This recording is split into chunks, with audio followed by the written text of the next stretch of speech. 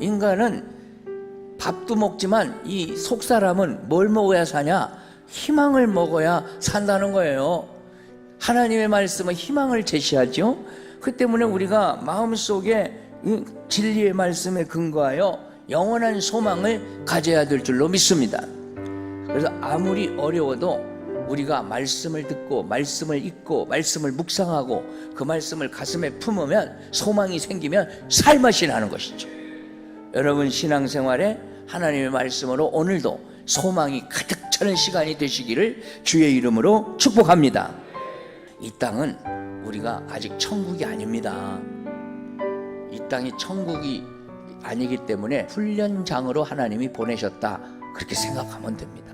여러분 지구촌에 와서 뭐 편안하게 그렇게 지내다 가려고 하지 마십시오. 이 짧은 나그네 인생이지만 허망하지 않아요. 이걸 잘만 살아내면 영원한 나라하고 연결이 돼요. 영원한 하나님 나라와 연결이 된다 이 말. 그래서 우리는 이 나그네 인생이지만 하루하루 잘 살아야 할 필요가 있기 때문에 히브리서에는 오늘이나 일컫는 동안을 잘 살으라고 우리에게 가르쳐주고, 세월을 아껴 살아라, 때가 악하니라, 같이 악해지지 말고 인생을 귀히 살아라는 말씀입니다. 하나님이 주시는 말씀, 진리의 말씀, 생명의 말씀, 이 말씀 가지고 소망을 갖고 후회 없는 인생을 살아가야 될 줄로 믿습니다. 세속적인 소망이 있어요. 세속적인 소망은 세상의 재물, 세상의 권세, 세상의 건강, 세상의 향락, 이런 것에 모든 걸 거는 거예요. 그러나 이런 것들은 영원한 소망은 못 돼요. 왜? 죽을 때 다 갖고 가요. 그대로 없어지는 거예요. 없어지는 거예요. 그렇기 때문에 이 세상의 세속적인 가치관에 근거한 소망은 우리에게 영원히 우리 것이 되지 못하기 때문에 우리가 영원한 소망이라고 할 수가 없어요. 하나님께 소망을 두시기를 축원합니다. 그래요. 이 세상의 소망을 둬봤자 이 막연한 소망 아니면 세속적인 소망이기 때문에 언젠간 다 물거품처럼 사라지는 거예요. 그분께 소망을 두고 살아야 우리의 유한 생명이 영원 생명하고 연결되는 소망을 가질 수가 있어요. 이 땅의 것에 소망을 두는 사람이 성경은 뭐라고 합니까? 전도서 1장 14절에 내가 해 아래서 행하는 모든 일을 보았노라. 그런데 모두가 다 바람을 잡는 것처럼 헛된 것이로다. 솔로몬이 한 얘기입니다. 39편 6절 말씀 보면 진실로 각 사람은 그림자같이 다니고 헛된 일로 소란하며 재물을 쌓으나 누가 가질는지 알지 못하고 산다고 그렇게 말씀하고 있습니다. 재물에 너무 소망을 두지 말라는 거예요. 재물에 모든 걸 거는 사람은 어리석은 사람이에요. 잠언 11장 28절에 자기의 재물을 의지하는 자는 패망하려니와 의인은 푸른 잎사귀와 같아서 번영하리라 말씀합니다. 하나님의 말씀을 따라 사는 의인이 되시기를 주의 이름으로 축복합니다. 하나님께 소망을 두라는 거예요. 할렐루야. 그래, 신구약 성경이 가르쳐주는 건 뭐냐? 이 땅에 유효기간이 있는 것에 소망을 두지 말고 영원하신 하나님께 소망을 두고 살아라, 이렇게 가르쳐줍니다. 베드로전서 1장 24절에 보면 모든 육체는 풀과 같고 그 모든 영광이 풀의 꽃과 같으니 풀은 마르고 꽃은 시들어진다, 이렇게 해서 인생의 육신적인 것에 모든 소망을 두면 풀이 마르고 꽃이 시드는 것처럼 허망하게 끝나고 말 것이다.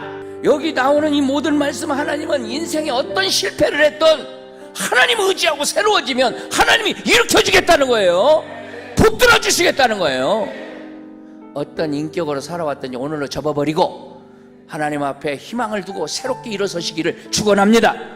우리 인생에는 세 친구가 있다고 합니다. 첫째 친구는 너무너무 친한 친구라서 아주 막 죽고 못 사는 사이인데 그 친구의 이름이 뭔지 압니까? 재물이랍니다. 사람은 다 돈이라면 죽고 못 산답니다. 그래서 첫째 친구는 재물이래요.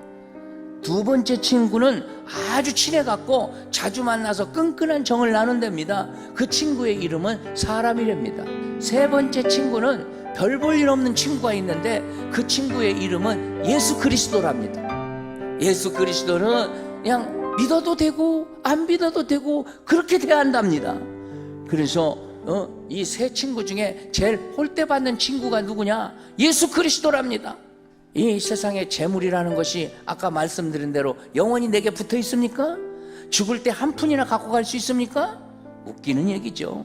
사람도 그렇습니다. 아무리 좋아하는 사람도 언제까지만 필요하냐? 장례식 때까지만 필요합니다. 그런데 우리 예수님은 금생에서도 필요하고 내생에서도 필요합니다. 이 진짜 중요한 친구를 세상 사람들은 중요시하지 않습니다. 오늘 여러분은 예수님을 믿는 사람 되었으니 정말 중요시하고 사시기를 축원합니다. 사도행전 27장 보면 유라굴로 광풍 사건을 사도 바울이 당합니다. 로마로 호송되는 중에 거기 276명의 배에 탔습니다. 그리고 가다가 이 바울이 기도하는 중에 풍랑이 올 걸이라고 여기서 가지 말고 좀 쉬었다 가자고 해도 가다가 그냥 태풍이 일어나고 그냥 배가 그냥 추풍 낙엽처럼 흔들리고 엄청난 유라굴로라고 하는 태풍을 만납니다. 여러 날 동안 해도 달도 보이지 아니하고 큰 풍랑이 그대로 있음에 구원의 여망마저 없더라.